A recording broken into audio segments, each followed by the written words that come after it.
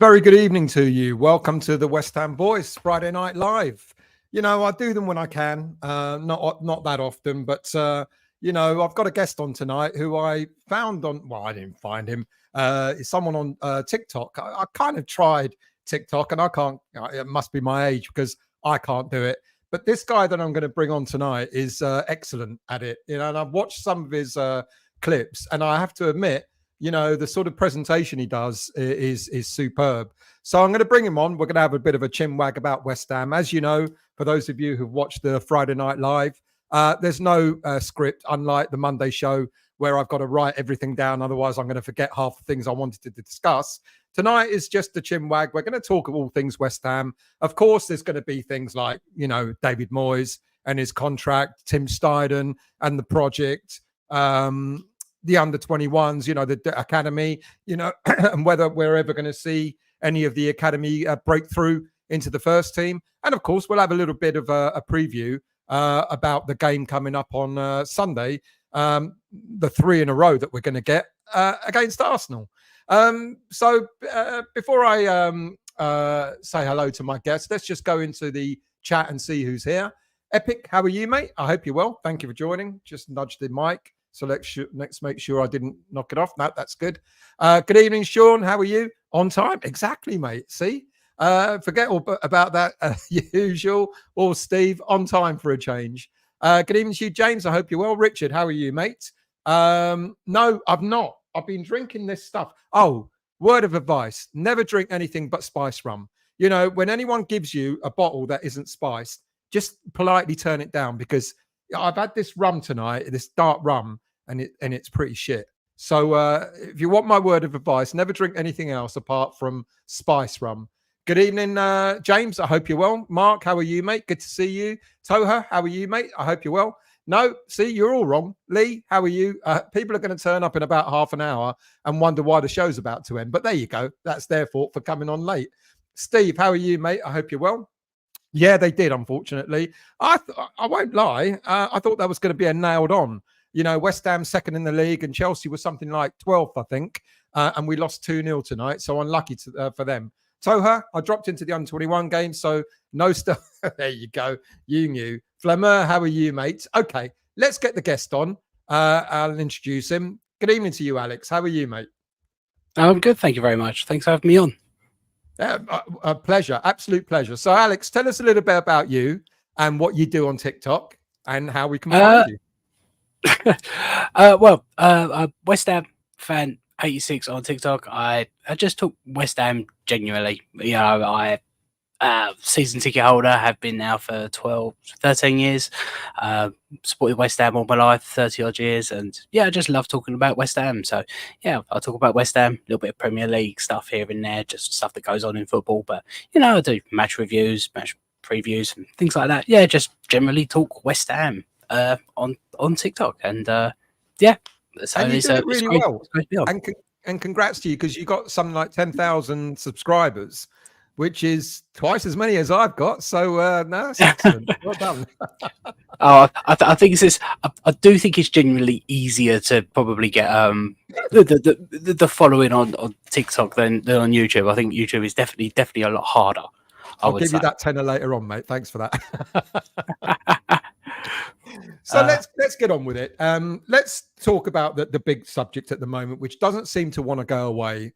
And that, of course, is David Moyes. Yeah, you know, for quite a while now, the fan base is quite split over Moyes. You get a lot of on social media, especially, you get a lot of people talking about Moyes and wanting Moyes to leave, etc. And it's funny because you get a bit of I don't know. I get quite a contrast when I go to games. I'm also a season ticket holder, and I've got some mates who are a little bit sort of like Moyes out, and they rather not have him here anymore. But on the whole, there seems to be a general acceptance at the stadium that, you know, it is what it is, and you know, he's done all right, and maybe things will get better. I mean, what's your view on Moyes and what's going on with him at the moment? Well, first of all, I'd just like to say my screen has just gone completely black, so I can't see anything anymore. Oh, and I have no idea why. I'm hoping that you can still see me. I can still see you, no problem. Yeah. Yeah. So I do not know why my screen's gone blank. So if you're wondering why I'm kind of like looking left and right, it's because I've got screen blank and I have no idea what's going on. It's kind of infuriating. So hopefully it'll come back in a minute. It seems to be doing something. I don't know what's going on. I think it's the browser. Anyway, but yeah, well, I could have a quick back. But I mean, David Moyes for me, I think he's done a fantastic job at West Ham United since he's come in, and I do think he gets a lot more hate than he probably did. I'm back. I can say again. Right. Excellent. Yeah. Good. Yeah. So I do think he gets a lot of hate. I understand the style of football that David Moyes plays is not the most attractive. I totally agree with that. You know, it's frustrating going to the games and watching some of these performances, and you know, you want to see something more. It's more than just passion. You want to see something a little bit more exciting, but you can't argue with his record. You can't argue with what David Moyes has done. And one thing I've always felt that he has done is add stability to the club. You know, supporting the club for so many years. We've seen so many managers come in, go, come in, go, and it will be up and down, up and down, up and down. And you know, the 3 consecutive years in Europe, never would have dreamed it.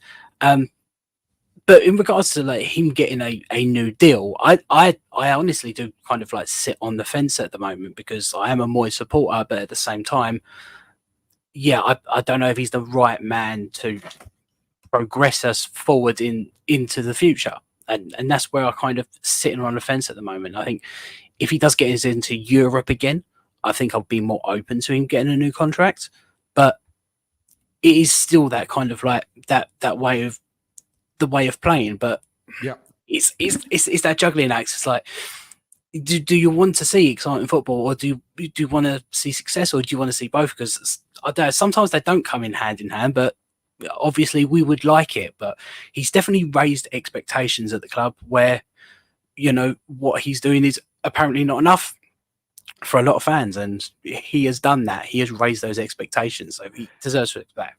This is the thing, mate. You know, it's like, you know, he's almost created a poison chalice for himself because, you know, when he came back the second time, he saved us from relegation and, you know, stabilized the club, etc. I just wonder if we'd be having this debate if all Moyes did ever since then was just keep us mid-table.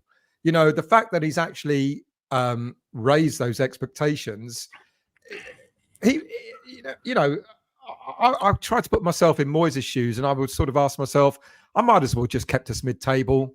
I would have had a job for a few years, and I wouldn't have had the moaning and the groaning.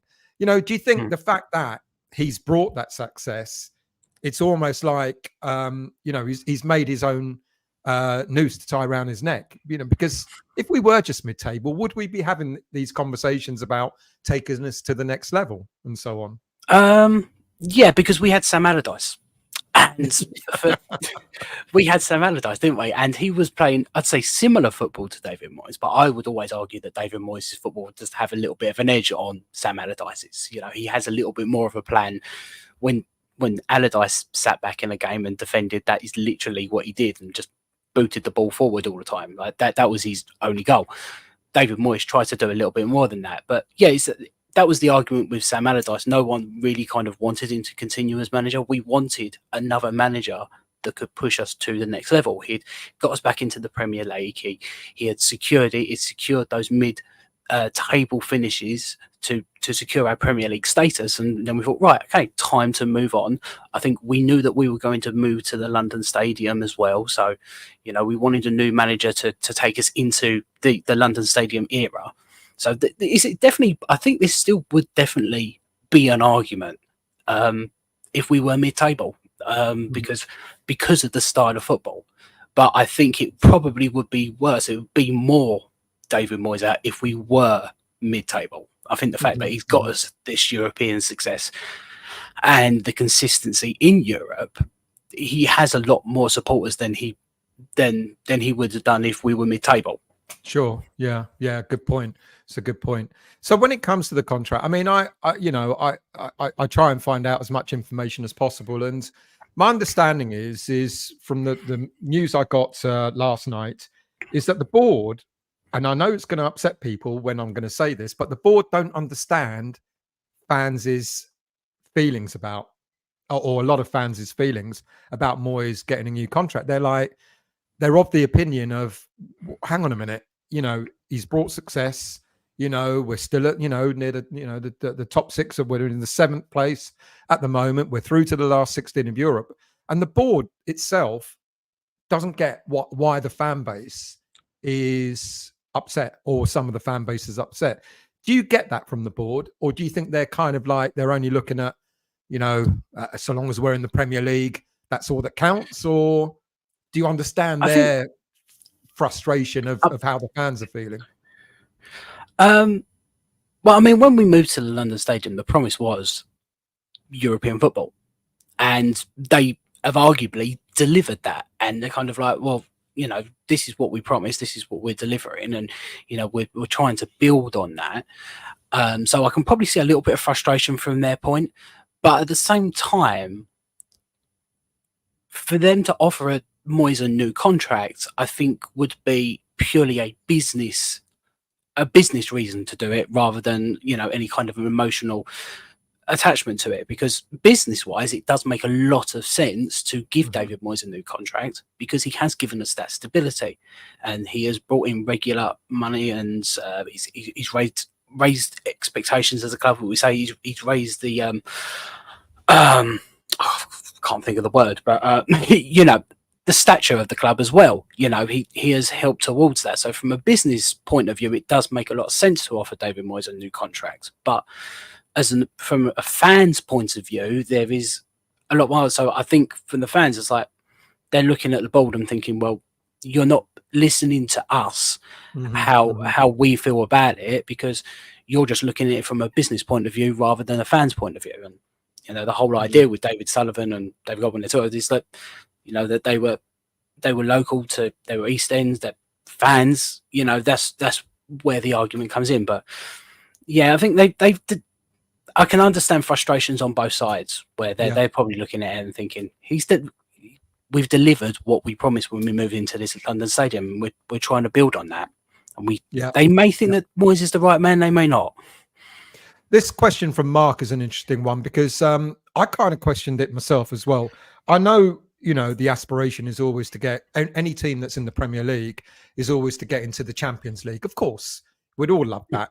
But as Mark's pointed out, and I've said it myself as well, I find it hard to say we need to progress, a club of our size. Where do we progress to? Now, people are saying we want Moyes out because he's not going to take us to the next level. And I argued the other day in a show, I said, perhaps we're at the next level. Perhaps if we look at, I used the word yo-yo, which I got knocked down for, because I should have said more, unstable over the years. We haven't been relegated for quite a number of years. But on the whole, over the last 10, 11 years or so, we've been fighting relegation near the top 6, fighting relegation near the top 6.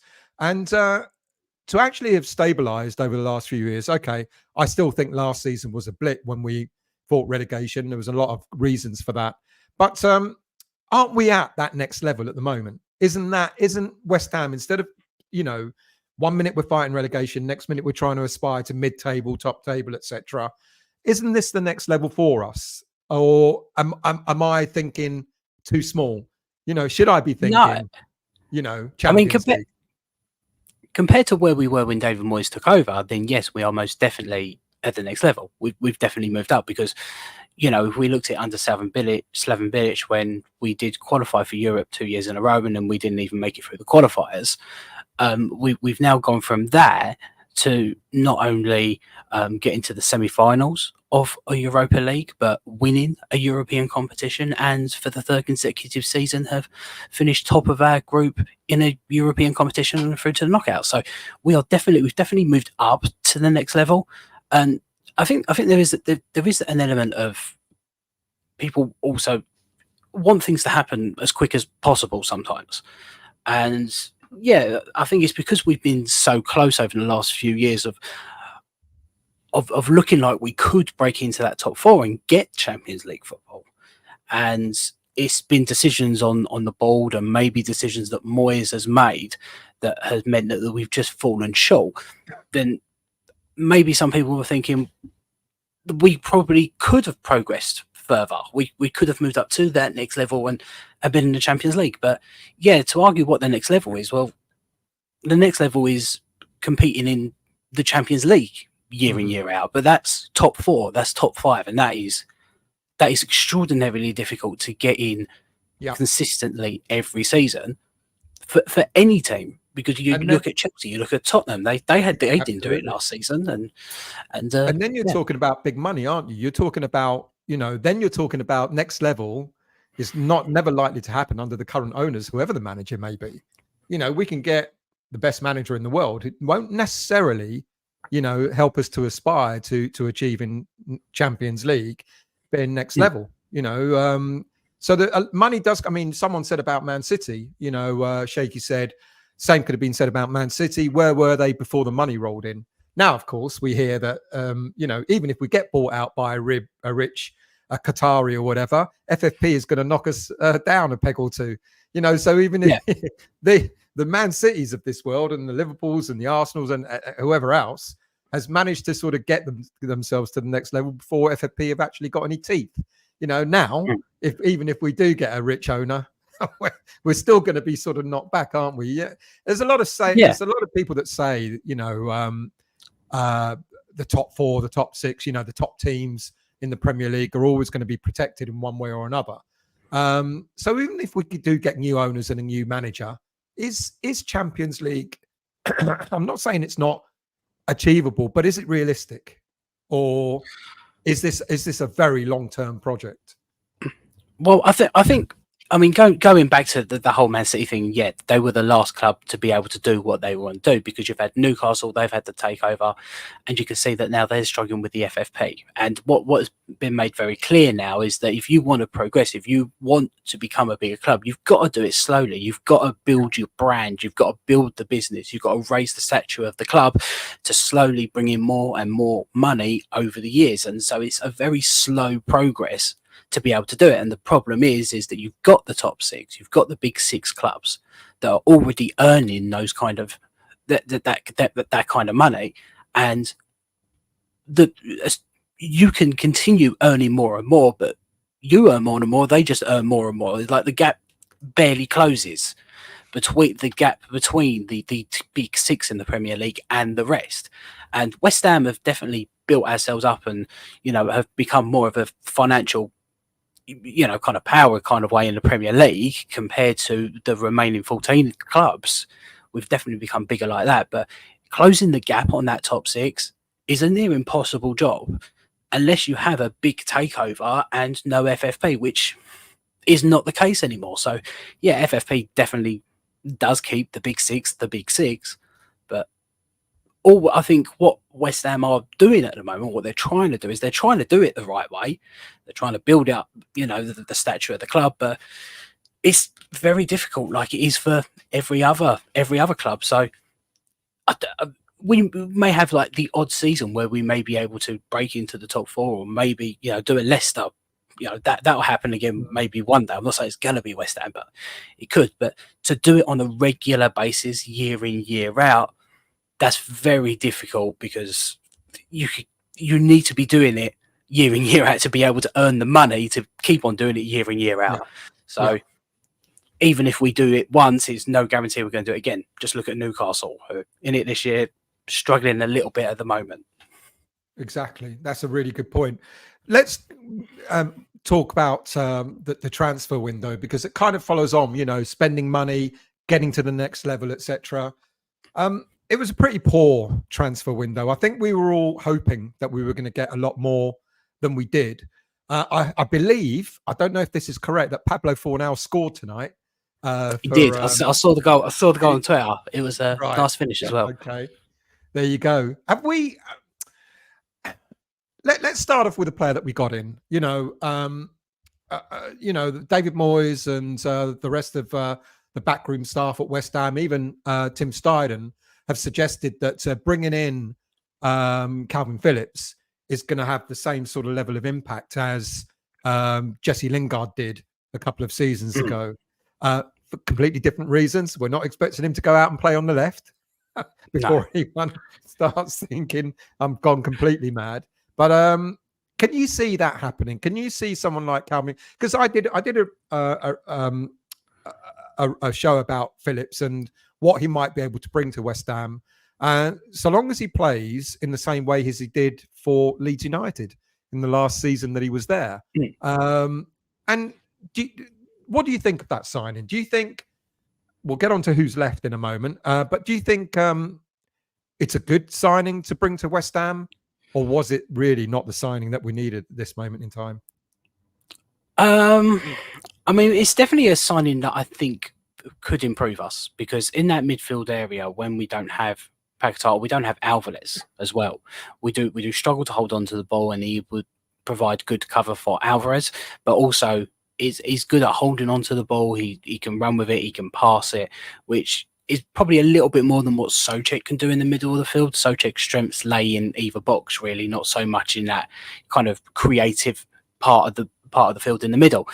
So from that point of view, I thought that Calvin Phillips would be a good addition to the squad, to come in and add a little bit of stability to that midfield. Obviously, he's not played a lot of football over the last 18 months. He's lacking that match sharpness. And the question is now is how long is it going to take for him to get that match sharpness back so we can start seeing the best of him, because he is an extraordinarily good player, a very, very good player who has just not played a lot of football over the last 18 months to 2 years. And if he gets that match sharpness up, then I really do think he can, but it's how long it's going to take him to get to that point for me. So with regards to the players that left, I mean, I put up Pablo Fornals, and of course he's already started to prove us wrong already by scoring for Real Betis. Have we let too many players go? And we now have, I mean, I did this straight after the transfer window. We now have only 19 outfield senior players. 23 players in the squad in total, which obviously includes 3 goalies. And it's kind of shades of what happened a couple of years ago when we were in the Europa League and we didn't get any players in at that time, you know, and as we know, we ran out of steam, you know, we got to the semi-final of the Europa League, and we just missed out on 6th place to get back into the Europa League that season. You know, we ended up in the Europa Conference, blessing in disguise. We won a trophy, I guess. But it's shades of what happened a couple of years ago. And the difference being is we didn't get any players in 2 years ago, but we didn't let as many players go. We got 1 player in now, but we've let go of 4 senior players, if you include Connor Coventry, as well as Kehrer and Ben Rama and Fornals. Have we shot ourselves in the foot? Have we done more or less what we did 2 years ago? And is it going to come back to bite us? I think there is definitely that worry, because losing those players, you really wouldn't have wanted to lose this. I mean, Kehrer and Coventry wasn't overly fussed with, because I think we got plenty of cover in those positions, and we brought in Phillips. But it was the Fornals and Ben Rama one. I thought we could lose one, but not both, without bringing someone else in. And I was really surprised that we let both go without bringing one in. You could argue that Ben Rama's not a massive loss, because this season he hasn't really contributed a hell of a lot. He's had, you know, spells here and there, but for the most part, I don't think he's played particularly brilliant, and I don't think his heart was in it. I don't think he wanted to be at West Ham anyway. I don't think he was enjoying himself anymore. I think he wanted to move. And I think with Fornals, I think he also wanted to move, but for different reasons. I think he had a new kid, he wanted to move back to Spain, but yeah, letting them both go is kind of very, very frustrating to see, and you do worry that we are going to do what we did a couple of seasons ago when we were last in the Europa League, and kind of like just fall away and just not have enough, because we lack that strength in depth now, because we didn't bring anyone in. Yeah, I'm in agreement. I genuinely thought that the whole idea of renewing or extending Fornals' contract was to give us that extra year so that he would go in the summer. And I kind of said, you know, at the very least, when we were looking, when it looked almost obvious that evident that we weren't going to get a player in, a left-sided attacking player in on the last day of that transfer window, I would have turned around to one of those 2 players, quite possibly Fornals, because Moyes seemed to have a lot more faith in Fornals over Ben Rama. And I would have said Mm. to him, look, I know you want to leave. I know the car, it's on the table. Real Betis want you. I guarantee you'll get that move in the summer. You just see out the next 6 months. Kind of what he did with Craig Dawson when Craig Dawson wanted to move back up north. And he said to Dawson, I don't have the cover. I need you here. I want you to stay until the end of the season, and then you'll get your move. And I don't understand why we didn't do that. Yeah, Dawson left last January, though, didn't he? Yeah, but he was going to leave. He wanted to leave in the summer, but he said to him, I want you to stay until I've got... I don't even think he got covered, did he? I don't even think we got anybody in. But no, the only player we got in last January was Danny Ings. Yeah. I don't know if he can do a job at centre back, but we haven't tried. So we haven't. Yeah, does all right in the number 10 role. But I agree with you. It's just like when I heard, and actually I did giggle when the transfers looked like they didn't go through. I really did think we sabotaged both. I really did. I was one of those conspiracy theorists who went, oh, something to do with computers. Moyes has realised he's lacking a left-sided player. Pull the cord out of the laptop and don't let the deal go through. Well, one of the videos I made, I did make a joke on exactly that, thinking that, maybe they did pull the plug. Or I said, well, maybe the computer said no. The computer knew it was a bad deal for West Ham, but we didn't.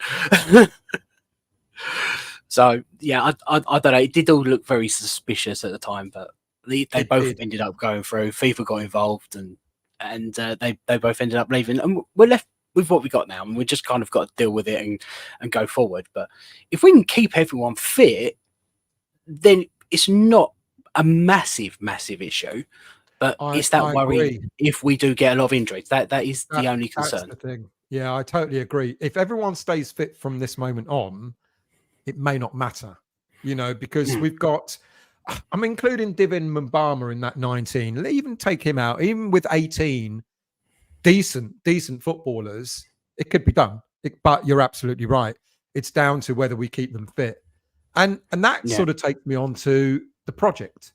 After we were all cock-a-hoop in the summer where we had a really, really good summer transfer window. And we were patting ourselves on the back and saying, look at the strength in depth and look at what we're building. And of course, Tim Steidten has got all, it's all because of him, etc. And now we're beginning to wonder whether the whole Steidten thing, whole project that people are talking about is in jeopardy, because there's an awful lot of rumors that are knocking around. I'm actually putting a show together. Hopefully I'll get it done over the next few days about Steidten and what seems to be going on there. But people are putting two and two together and going, oh, hang on a minute. We didn't get all the players. And apparently there's this rumor that Moyes was offered something like 8 to 10 players and he turned them all down. And I've asked and I was told that's utterly untrue.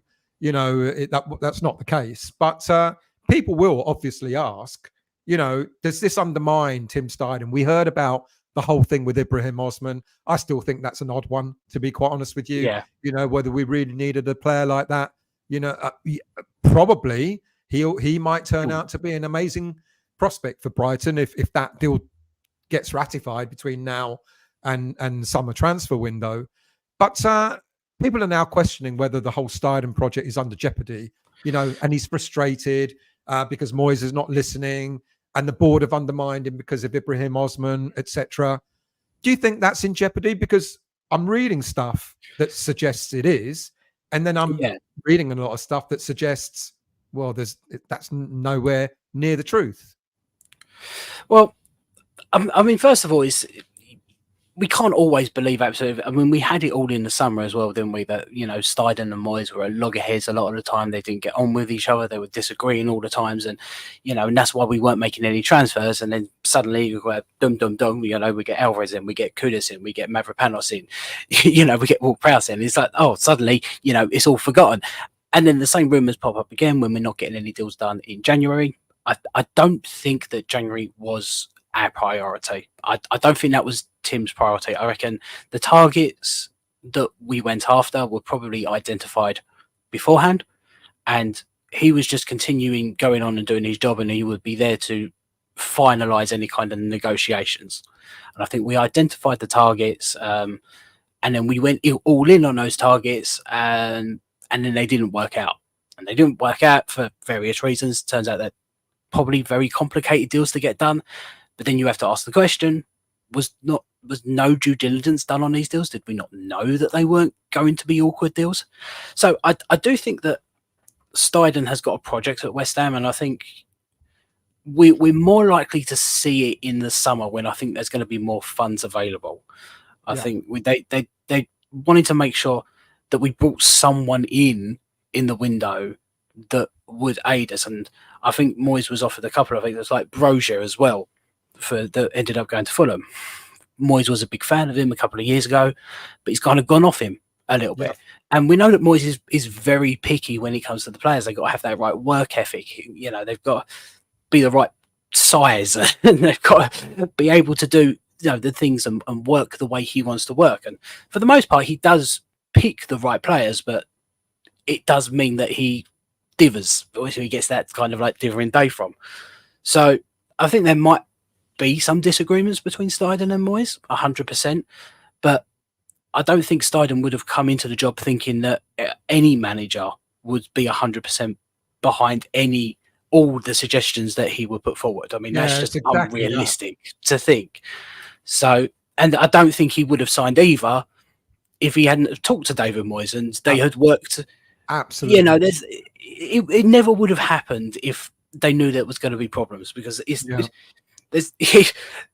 what David Moyes is like is just very obvious to anyone before you've even met the man. I'm sure. So, yeah, I think it's all.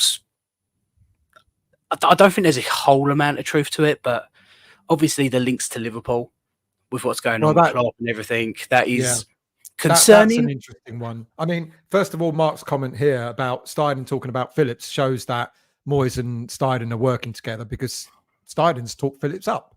You know, he said it's a good signing. We were looking to sign leaders, but then Mark goes on to make another comment. And this is why I don't really sort of buy into the whole Steidten's going to leave anytime soon theory, because Steidten's just brought in his brother, Maurice Steidten, as a coach, and he's also brought in Maximilian Hahn, who's the technical, an analyst, and recruitment manager. Two people that he's known. Also, well, of course, he knows his brother, but they both work for Werder Bremen, which is an old club that Steidten worked at. So, if Steidten was frustrated and unhappy, he's not likely to be looking to leave the minute he's just brought his brother and also Maximilian Hahn to the club, is he? Or is that no? It doesn't make sense, does it?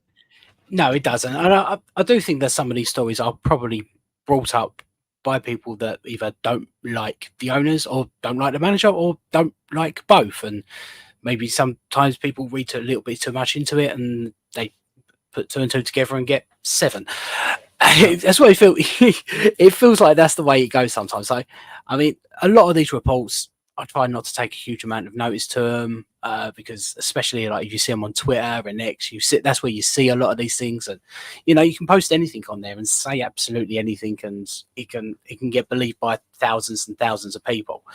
So I think you just got to see what happens, and ultimately we have no control over it. Nothing we can do or say how it's going to change it. But I think that Tim Steidten has got a plan. I think he was. I don't think he chose the players that we signed in the summer, not all of them anyway, because I think Alvarez and Kudus and Ward-Prowse obviously were targets before he came in. But I think he was a big part of getting those deals over the line.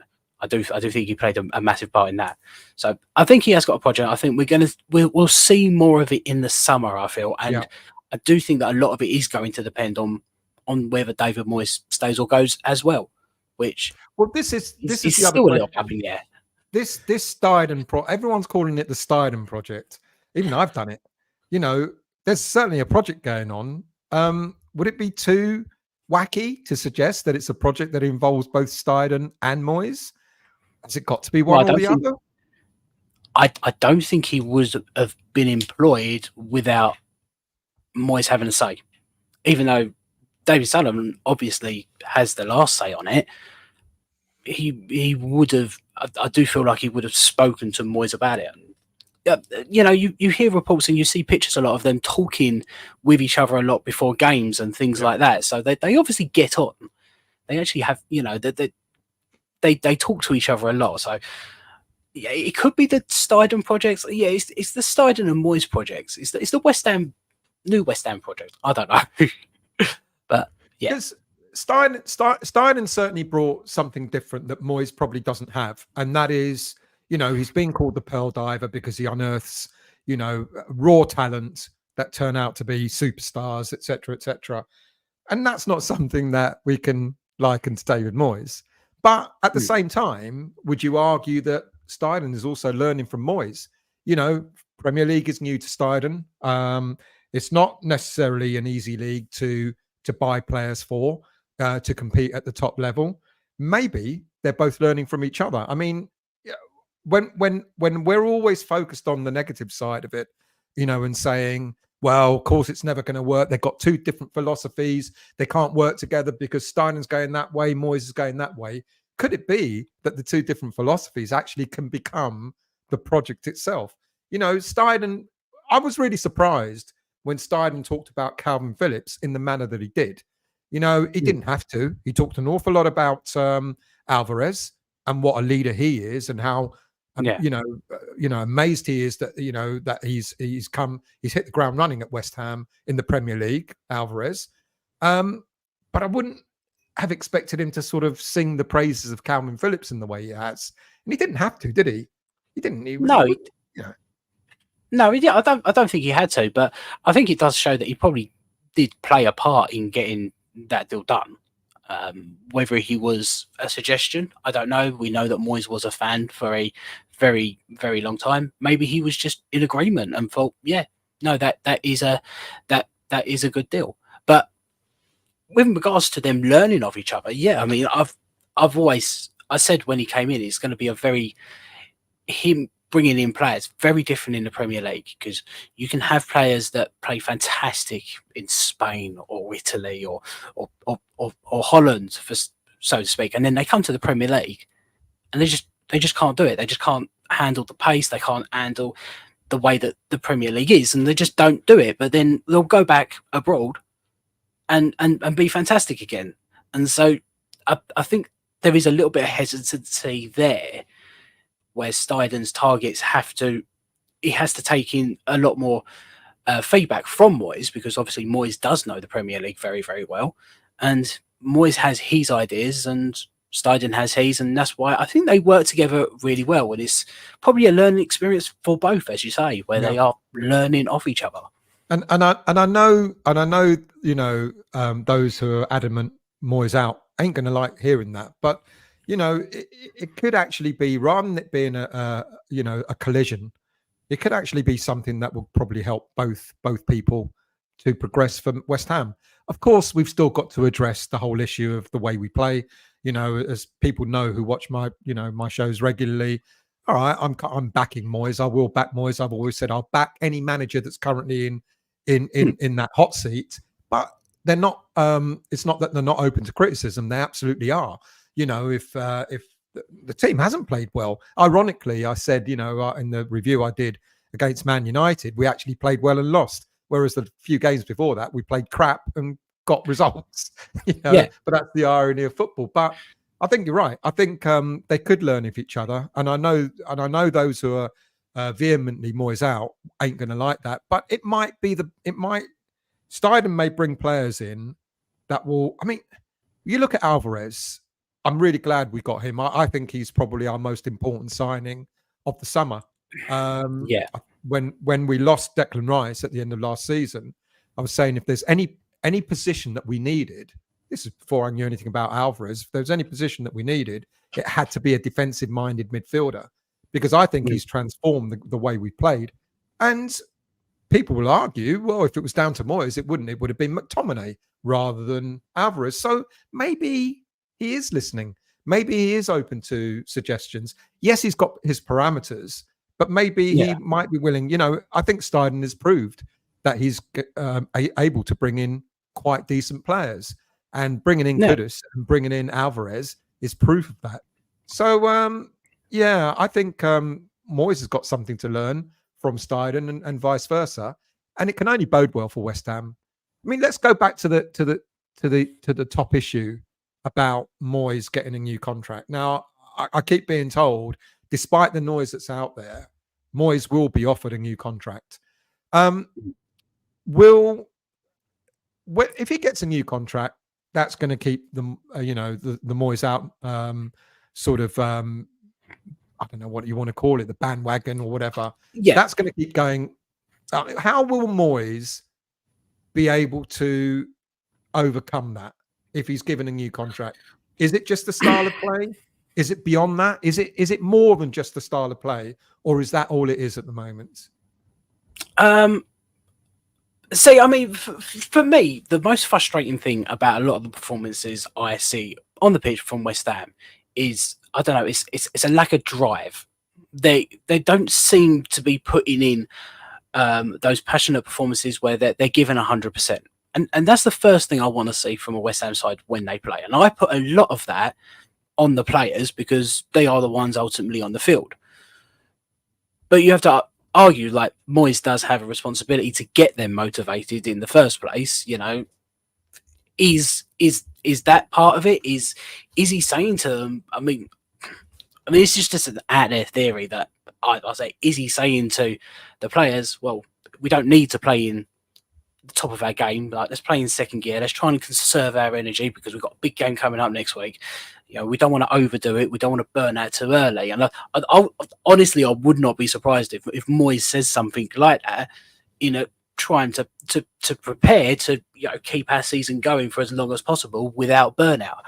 But I don't know. It just seems really, really weird that a lot of the performance we're seeing, there's not enough energy in those performances, and I wonder why there's not enough energy. That's what worries me. Yes, the performance as well is connected to that low energy. I think if they are putting in a bit of shift, that they're giving more, then I think the performances will improve as well, because they'll start moving faster, they'll start passing it around, and you can see that they are capable of putting in those performances. They just don't always do it, and that's the frustrating thing. Yeah, that's a really good point. Consistent. Because once those players are on that pitch at the start of a game, it's not Moyes dictating to them to miss past the ball that which we've seen a lot of this season. It's you know, it's funny because post-match interviews, Moyes keeps talking about we should have moved further up, we should have been more attacking. I'm frustrated that we didn't. So and yet what we're seeing is we believe that it's Moyes holding the team back. Is there a lack of urgency, self-doubt? You know, are they being coached to sit back as most fans believe? Or what is it that the fact because when I listen to the interviews that Moyes does, they go completely against the grain of how we've just played. Or how we believe fans think Moyes wants the team to play. And he will say, I'm frustrated that we didn't do more attacking. I'm frustrated that we didn't do this and this. And we're all sitting there going, but hang on a minute. All we've been doing is passing it sideways and backwards 99% of the game. So it's like, you might be right. Maybe there's that lack of energy. Is it coached, or is it the players and just not putting enough effort in, as you've just suggested? I don't know. I mean, when David Moyes first come in, because we had Pellegrini and he was got us into a bad position, and Moyes came in and saved us. And one of the things he said was, because he brought in Thomas Souček, and Thomas Souček introduced, you know, he and my screen keeps scanning. You've just gone green, but you're back. Yeah, I'm back. And then Thomas Souček came in, and he had a lot of energy, and he was, you know, there early, and he started to install that kind of energy and enthusiasm into the squad. And we started to see the performances improve on the pitch because of that increased energy.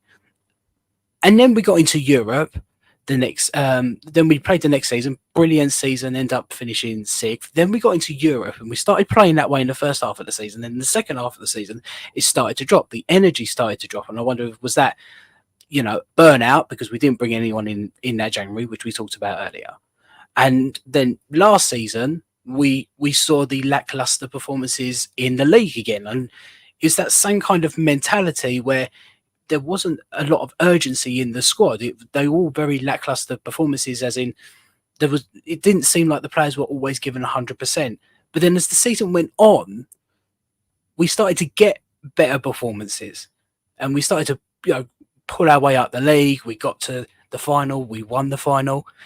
And I just wonder if something similar is going to happen this season, where the first half of the season, very lackluster, but unlike last season, we're actually getting results. We're scoring more goals. We're taking our chances, what we weren't doing last season. And then in the second half of the season, we'll start seeing the performances improve because they've been conserving mentally. They've been conserving that energy for later on in the season, so they can keep going for longer. It's just, I don't know. Maybe it's just a mentality thing. Yeah, where they're thinking we've got a long season ahead. I don't want to get injured. I want to take it. I want to take it slow. I don't know. It's a one, isn't it? Because as you said quite rightly, we know the players' capabilities. We know that they've got it in them. Maybe it needs a spark. Maybe it needs, having like the likes of Paqueta back to spark it back up again. I don't know. Here's an interesting point from Vinay. He says that Moyes staying means Kudus, Paqueta, and all the flair players will be leaving. I think the direction we're going in as a club is we will get good players in and we will be selling them. And rather than moving players on at a loss that we've been doing over the years, we'd be looking at, moving the likes of Paqueta. It started finally with Declan Rice, where, all right, he was homegrown. He's moved on for a fair price. I'm convinced that whatever happens at the end of the season, unless we make Champions League, I'm convinced Paqueta will go at the end of this season. He'll be the next big money player, because the money that we'll get for him, wherever he goes, whether it be Man City or wherever, the money that we'll get for him will be the catalyst to bring in more players, probably two, players for 30, 35 grand each. Do you worry, like most fans, that whether Moyes stays or not, losing big name players, or is that the way I believe that's the way we're heading? That especially with Steidten in as well. I mean, it's always a worry because you see these great players, you see Kudus, you see Paqueta, and you think, I want to see him playing for West Ham for as long as humanly possible. You don't want to see him move on. But when you think about it logically and realistically, you're like, well, if they want to go on and achieve all the things they want to go and achieve in their career, they will have to make that move. And if West Ham can make a little bit of a profit at the same time, then that's good for West Ham.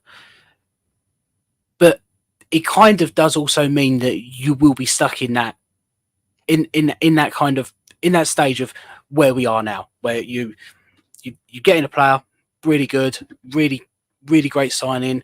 Their value doubles in a couple of years. You make double the money on them. You go back, you repeat the process, and you repeat the process, and you repeat the process, and you never really build, a spine of the team, because one part of that always tends to move on. Now, the Paqueta one, where his release clause, obviously, I think activates at the end of the summer or at the beginning of the summer. I think it's very highly going to depend on, one, the investigation into Paqueta, and two, the investigation into Manchester City, because you've got to wonder how attractive of a proposal is it to go to a club that's got 115 charges against them, and that eventually they're probably going to have the book thrown at them. It's probably going to happen. They must do, eh? Yeah, no, it's got to happen. Like, they can't let them get off completely scot-free. That something is going to happen, but how is that going to affect players wanting to go there? Possibly, I don't know. But you're right. If we do get into the Champions League, like we win the Europa League or something, then I think Paqueta would stay. I think Kudus would stay. I think everyone would stay. I don't think Kudus will leave in the summer. No, I think he will take a ridiculous fee. I think we've got him for at least another season. Yeah, I think that. I think the way I see the pattern going, this is regardless of Moyes, whether Moyes stays or goes. I think the pattern, especially with Steidten coming in, is we will see players the likes of Kudus coming to West Ham United, spending at least 2 seasons, and then Steidten will have, or the club will have, a ready-made replacement, a bit like the Brighton setup, where when they sell a player, no one panics. When they sell a player, there's someone sitting there going, "It's my turn now," And I think that's the way we're going. So I think we've got to stop loving these big name players as much as we do and singing songs about them. It's great when we do, especially when they do special things on the pitch. But my gut tells me that we'll have a player for 2 years. He'll be good. We'll sell him for a lot more than we bought him for, and then the next one will come in. And that in itself will be refreshing over buying a player for a lot of money, and then 2 years later or a year later, he's gone for less than half the money, which is what we seem to have been good at. And I don't want to. I love Paqueta. I love flair players. My all-time favourite player is Alan Devonshire. The sort of the way he played his football. If he was a player now, he'd be worth 100 million without a shadow of a doubt. So I look at players like Paqueta, I look at Kudus, and I think they're absolutely superb players. But I don't want to fall in love with them because I know that they will move on in a year or two. Now, I don't mind that if we've got ready-made replacements. I will mind that if we don't, and it'll be like, well, why have we let them go? And I get, when we look at the sort of transfers that happened, like Fornals going, we all loved Fornals, the Cockney Spaniard and all that sort of stuff. And, he was in love with West Ham United, and he said in his post, now he's gone, he never would have played for another English club, etc. But we become too attached, don't we, to players? And that makes it harder when they do go, doesn't it? Oh, yeah, it always does. But I don't think you can help getting attached to these players either. I mean, it's so hard to say don't. It's so easy to say don't get attached, but to actually not get attached to these players and to love them. But I think the Declan Rice whole situation shows is if you do the recruitment right, if you spend the money right, then you don't end up missing that player as much as you thought you would. And I think because we got the recruitment so right in the summer, that losing Declan Rice just didn't feel as bad as I thought it would. No, I was really dreading him going, but because we got the recruitment so right, it was kind of like, And you look at how we've done this season, we've improved, we're moving up the table, and we're still doing the things, and we've beaten him twice. Hopefully, do it a third time on Sunday. So I think that also helps. By the way, that definitely helps. Getting over him as well. That I agree. But it's definitely. It's funny you brought up the Brighton one, because I don't think any Brighton fans will be asking for De Zerbi to leave, and like they just sold a couple of players, 100 million, blah blah blah, 50 million odds, over the last few years. They've still left, even though they've got a manager that's playing exciting football. Yeah. So if they leave, it's not because of Moyes. It's not because of Moyes. It's because of their own personal reasons.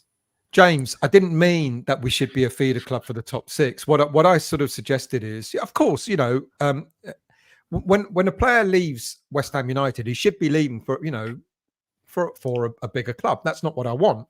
But I think the point is more about, when we've had players, I keep thinking of Allaire and what could have been, because I still think he's a top footballer, and if we'd have treated him right or used him correctly, he would have been the 20 goal a season striker that we've been aspiring for years. And I know I'm hanging on to that, and it's been several years since he left. But normally, up until now, when a decent player has left, they've left for less money. Declan Rice started to change that tide, and that's what we want moving forward. It's not because I want us to be a feeder club for bigger clubs, but shouldn't that be the way? If you have a really good player who wants to aspire to move on, if we can't give them Champions League, they are going to want to move on to a bigger club. So of course we want to get as much out of that club as we can by big money, in order to reinvest in our team. Technically, over the years, the big 6 in the Premier League have just been feeder clubs for Real Madrid and Barcelona, because you've seen a lot of Premier League stars move to them for massive amounts of money. So, it's Big Six are not immune to that, but the gap. The problem is, I think it's the financial gap between the Big Six and everyone else. Their financial power, their global status around the world is a lot bigger than the rest of the Premier League. Like, it combines all those things, and that's the thing that you've got to catch up with first to be able to compete at the same level as them consistently year in, year out. You can do it one season and maybe two, and then have a season off, and then you'd be up and down. But if you want to do it consistently year in, year out, you need that financial power behind you, and we're not there yet. I think we're improving, we're getting better, but to try and catch up to them, that gap is massive between us and the Big Six. And usual, I agree with you. Next level shouldn't be about selling better players. What I'm suggesting is, so long as we have as good as a player coming through to replace that better player, then at least we're still sort of consistent. And what you said earlier, Alex, about David Moyes, about Declan Rice, that it didn't hurt as much when he went because we actually used that money wisely. And that's what I'm alluding to. It's not that I want us to be a club that's going to sell our best players, but if it means selling one to bring in two really good players, that's who are as equally as good or as near as damn it to the player that you've just sold. I mean, look at Alvarez. I would argue Alvarez is probably delivering in his first season in the Premier League probably as much as Declan Rice did last season, who, to be honest, wasn't our best player in our squad, but he's hit the ground running, and you can see him getting better and better. Yeah, and that's what I want. So if we sell Paqueta, I want to get the next Paqueta, who's going to be, the first season will be sort of getting there in the next season, because Alvarez next season is going to be sought after. Alvarez, even if he might not be, might be at the end of this season. The bigger clubs, they're going to go, he's a really good footballer. We want him at Liverpool or Man United or wherever, and that's what I mean when I say, so I'm not suggesting that we should just be, happy to sell our better players. But if we use the money for the players that we sell to bring in as good as and continue improving, what did we get? We got 3 players for the Declan Rice money, so if Paqueta goes, we'll get 2 players for the price of 1, sort of thing. I guess that's what I'm alluding to. Talking of the game coming up at the weekend, one player who's back, of course. I mean, I do knock him. I won't lie. I do knock him. I shouldn't do. He's our top Premier League goal scorer. He always delivers in one way or another. But when we're reliant on, he'll be 34 next month, Michail Antonio. But he's imminent. We saw him training. It could be that he might start on Sunday. I think he'll probably come off the bench. The game on Sunday. Will we do the treble over Arsenal? I think anything is possible. Anything is possible. I mean,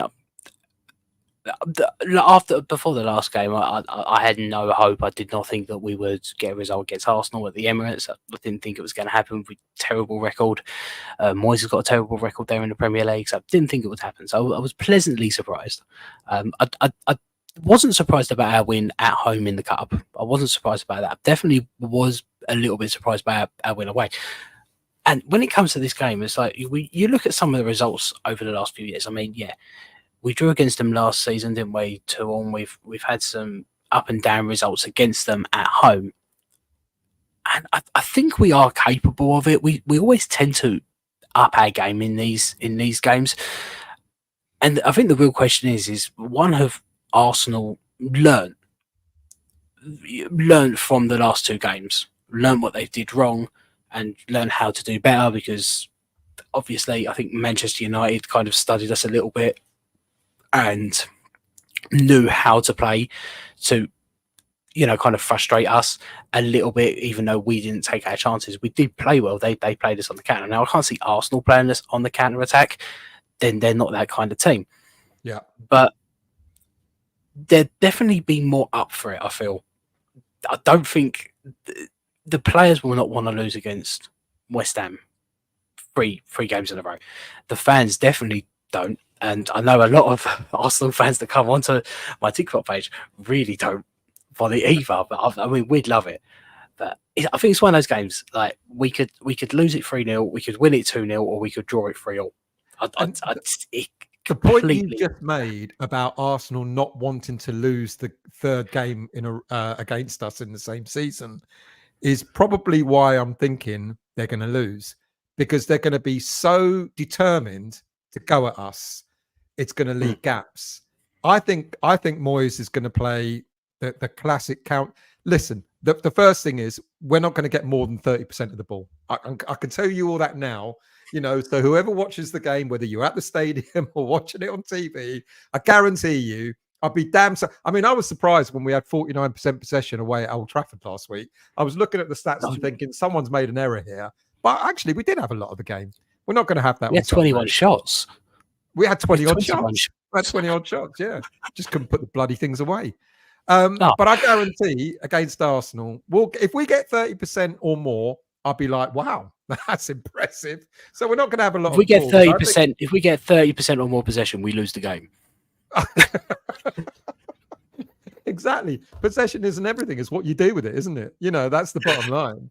And I'm with you on that. I think we're going to have very little possession. We're going to have Arsenal camped outside our 18-yard box, and we're going to defend for our lives. And we're going to hit them on the counter attack. I think we will win on Sunday. I know that sounds cocky. I don't mean to be cocky, but I think they're going to be so desperate to get one back on us because they've lost two already that they're going to open the door at the back. And and as much of grief I give Antonio would come on as a sub. Moyes won't wait till the 80th minute to bring Antonio on. He'll bring him on the 60th minute and give him half an hour to absolutely batter the Arsenal defence. The irony is, I'm laughing because I've dreamt about it already. That's how stupid I am. But I think we're going to win. I think we're going to beat him on Sunday. So is someone like Antonio going to play a major part in that?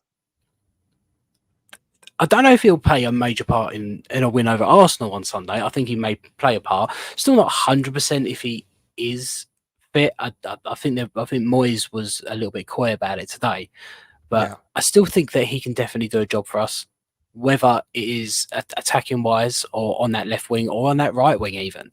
And I think once you get Antonio back and you get Paquetá back, if you've got a lot of options up there about availability, because he can do that left wing role. He used to do it at Nottingham Forest. He'll cut in on his right foot and he can score goals and create chances that way. So he could definitely be an option on that left wing. He's not going to be playing 90 minutes. He's getting on a little bit, and he's definitely not going to be. But I think he'll be great as an impact sub. He's an absolute nightmare for defenders when he is on his game, and you bring him on in the 60th minute and he's running at those defenders and just being an absolute menace, as we know he can be. He can be extraordinarily effective as an impact sub for us. And he could play a big part in our remainder of the season. He could play a big part in the Arsenal game. He could. I'm not sure, but I definitely think that he still definitely has a role to play at West Ham for this season. Beyond that, not too sure, but he's still definitely got a role he can play. So, how do you see the game going on Sunday? I mean, you said you're like a little bit hesitant. I've already put my, I've already suggested that I think we're going to win, and I laugh when I say it because I'll be laughing even louder and drinking more rum if we do win. I'll be drowning my sorrows if we don't. But no, I won't. I'll be disappointed if we don't win. But I guess because people aren't expecting us to win, that's what makes it sweeter, isn't it? If we do, that always does make it sweeter. I mean, it's I don't think it's going to be the same as it was at the Emirates. We're not going to be. I think we will sit back. I think we will take the game to Arsenal at the beginning. But we definitely will sit back a lot. But one thing I know from the Arsenal games of past, they're usually kind of lively games. There tends to be a lot of goals. And while we did defend absolutely incredibly at the Emirates, I worry about our defence at the moment. I actually worry about where and Zuma. and some of the mistakes we make, and I worry about that a little bit, but we are capable of doing it. And yeah, if we end up playing that way of sitting back, because I know that Moyes, that's his purpose against in these big games: sit back, soak up the pressure, frustrate the attacking team, try and nick a goal if you can up the other end. Ideally, go in at half time 0-0. Second half, continue to frustrate them to the point where they start making mistakes, they start taking more chances, then you start exploiting those mistakes and those gaps they leave, and then you go and score a couple of goals. That's Moyes' game plan. That is Moyes ball 101. And I remember saying it in a video. I said, we're not. I don't think we're going to win this game at the Emirates. I said the only way we're going to do it is going to have to be perfect Moyes ball. I mean, Moyes ball play to perfection, and it was Moyes ball play to perfection that we did at the Emirates. And yeah, so I don't know. I think it's going to be a tight game. I think it's going to end a draw, personally. I don't think we're going to lose. I don't. Well, that's a step forward to some fans saying we're going to definitely lose. So I'll take that. I'll take a point, but I've got a good feeling that we're going to turn it on Sunday. But we'll see. I want to finish off. We've already won the best out of 3 competition anyway, so we're just exactly. I want to finish off on the other thing that a lot of fans criticise Moyes on is the youth. And interestingly, with the fact that we've now got a small squad of 19 outfield players, there's inevitably going to be 1 or 2 young lads from the academy, from the development squad named on the bench. We've had Ollie Scarles has been named on the bench a couple of times the last few games, and before that there were at least 3 or 4. Kalen Casey, central defender, 1 or 2 others who were on the bench. Mubama, and I think Marshall was as well before he went off on loan. And one of the things that I've got, I keep saying that if you're good enough, you'll get a chance with any Premier League team. And I've been suggesting over the last couple of seasons that perhaps we don't have young players who are good enough for the Premier League. And Mubama is now sort of got fans, 50-50 on him. Some are saying, oh, he's not getting the proper chance. And others are saying, well, when he's given a chance, he's not really taken it. And this young lad, Callum Marshall, I think it was an absolutely superb move to get Callum Marshall a 6-month loan at a championship club that is striving to get back into the Premier League. And I think he's already played once. He played came on as a sub, and I think he's got a bright future.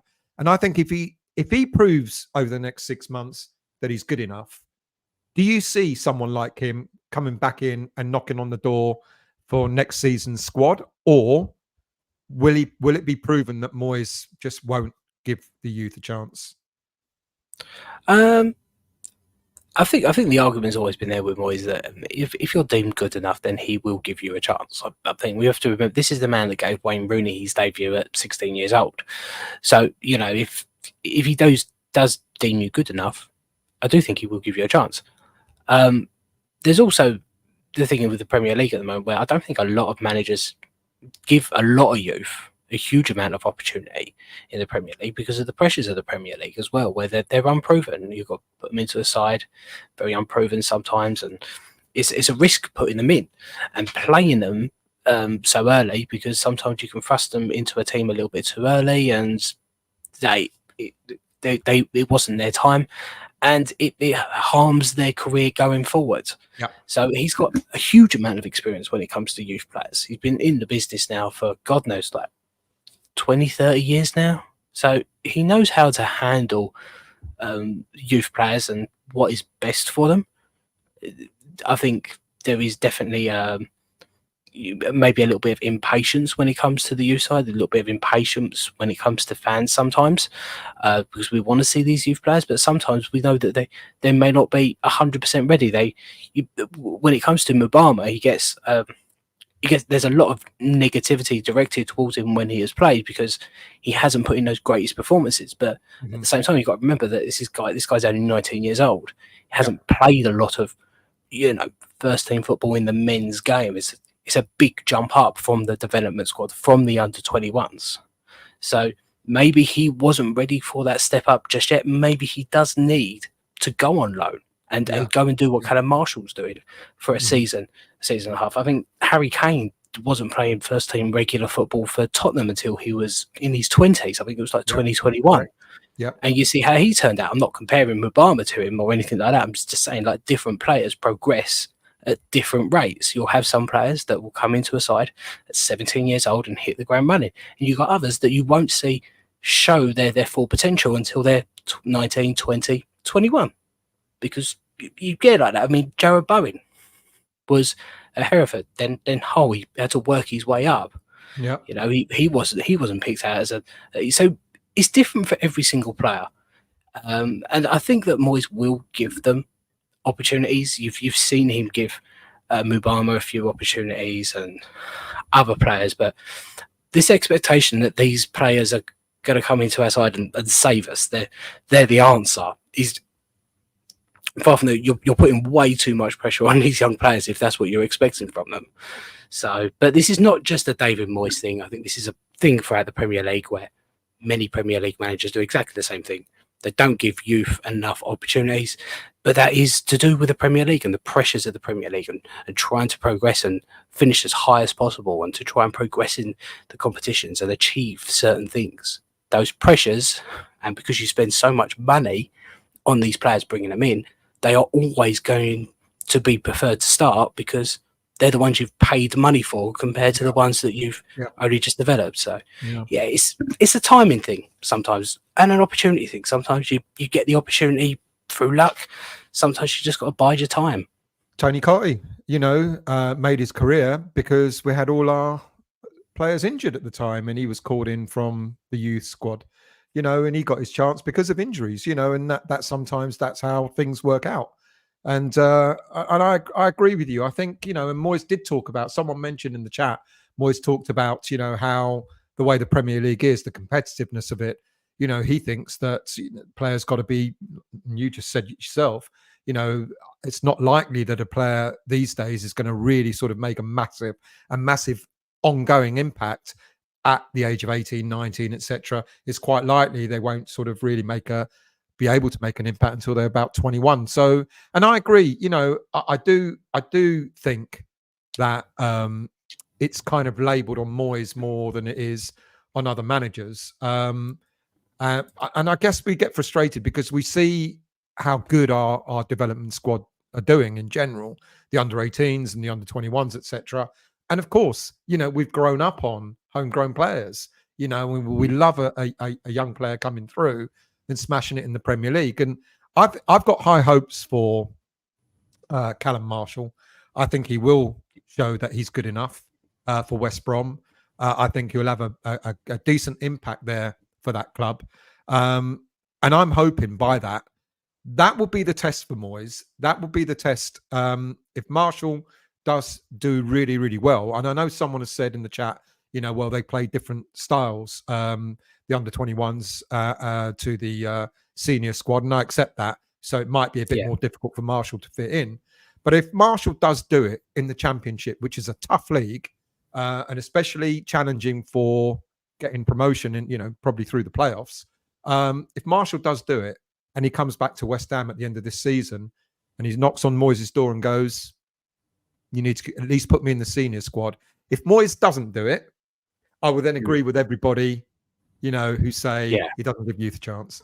But if he does, that might quash the myth a little bit, that it's only Moyes that doesn't give youth a chance. But it'll be interesting to see what happens.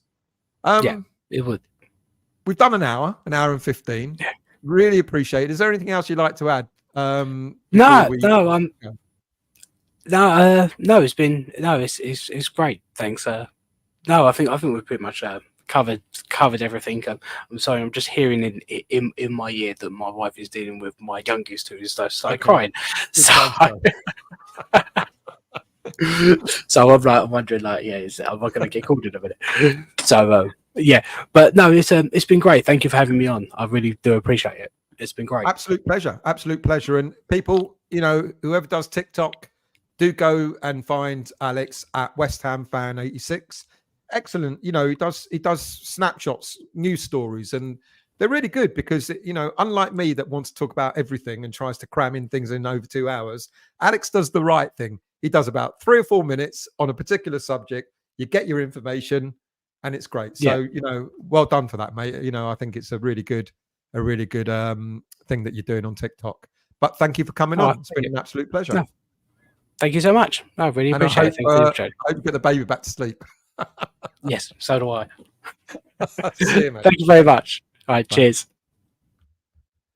Thanks, everyone. I hope you enjoyed that. You know, I will try and bring on a few guests again moving forward. I know there's 1 or 2 of you that are in the chat that would like to come on, so we'll arrange that as well in the near future. I'll try and do, you know, like I say, I always try and do a Friday night live every now and again.